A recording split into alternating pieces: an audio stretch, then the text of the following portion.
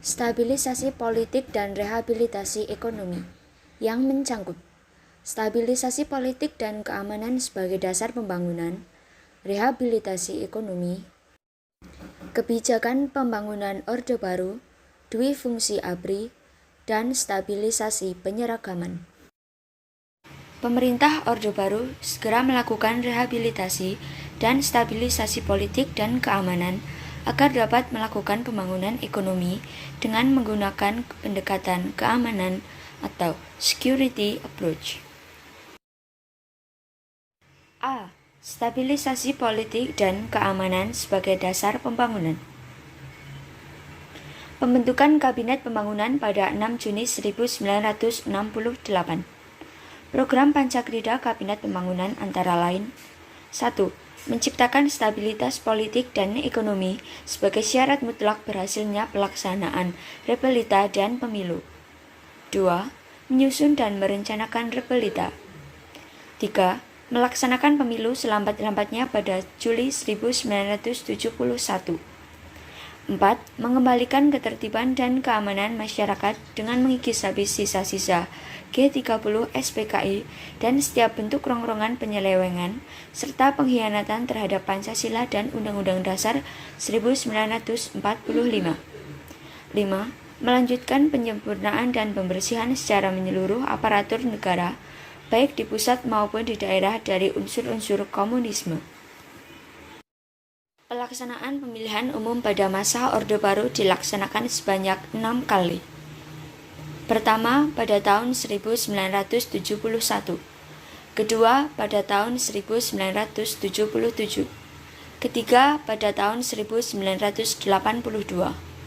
Keempat, pada tahun 1987. Kelima, pada tahun 1992, dan keenam, pada tahun 1997. Keenam pemilu ini diikuti oleh 3 partai politik, kecuali pada tahun 1971 yang diikuti oleh 9 partai politik dengan dilaksanakan dengan asas Luber, yaitu langsung, umum, bebas, rahasia. Kebijakan partai politik pada masa Orde Baru. 1. Konsep partai mengambang, yaitu pelarangan parpol mempunyai cabang di tingkat kecamatan sampai pedesaan. 2. Depolitisasi partai politik, yaitu pelarangan kegiatan politik di tingkat kecamatan dan desa. 3. Dilakukannya fusi partai menjadi PPP, PDI, dan Golkar. Keempat, monoloyalitas, yaitu ketentuan aparat pemerintah, PNS, dan ABRI untuk menyalurkan suaranya hanya kepada Partai Golkar saja dan tidak boleh untuk partai yang lainnya. Ideologi pembangunan. Terwujudnya stabilitas politik dan keamanan pembangunan di segala aspek kehidupan dan pemerataan pembangunan beserta hasil-hasilnya. 1. Stabilitas nasional yang sehat dan dinamis. 2. Pertumbuhan ekonomi yang cukup tinggi. 3. Pemerataan pembangunan dan hasil-hasilnya menuju kepada terciptanya keadilan sosial bagi seluruh rakyat. B. Stabilisasi penyeragaman. Penataran pedoman, penghayatan, dan pengamalan Pancasila. Pidato Soeharto. Ajuan Soeharto tentang Eka Prasetya Pancakarsa. Pengesahan. Rancangan P4 disahkan menjadi TAP MPR nomor 2 MPR 1978. Dengan tujuan untuk membentuk pemahaman yang sama mengenai demokrasi Pancasila, sehingga dengan pemahaman yang sama tersebut, diharapkan persatuan dan kesatuan nasional akan terbentuk dan juga terpelihara. Pelaksanaan. Penataran dilakukan oleh pegawai negeri sipil dan militer, pelajar sekolah menengah, dan mahasiswa. Programnya yaitu memberi penekanan terhadap masalah SARA. Asas tunggal. Menerima Pancasila sebagai satu-satunya asas partai dan organisasi.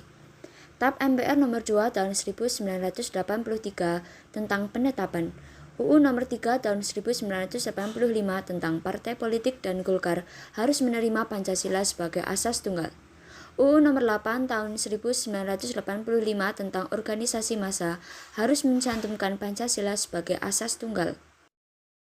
C. Dua fungsi ABRI sebagai pusat kekuatan militer dan fungsi di bidang militer. Akibatnya adalah pelaksanaan negara banyak didominasi oleh ABRI seperti 1. Banyak jabatan pemerintahan diisi oleh ABRI yang dikaryakan. 2. Pembentukan fraksi ABRI di parlemen. 3. ABRI bersama-sama KOPRI menjadi penyangga keberadaan Golkar sebagai partai politik yang berkuasa pada saat itu. 4. Diperkenankan menjalankan berbagai badan usaha. 5. Menempati posisi formal dan informal dalam pengendalian Golkar.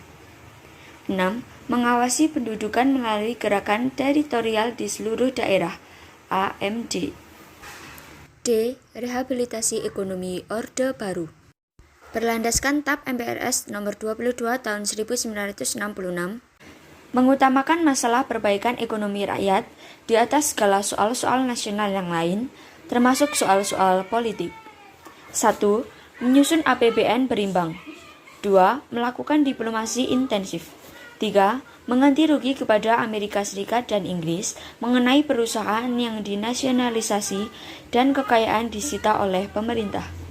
4.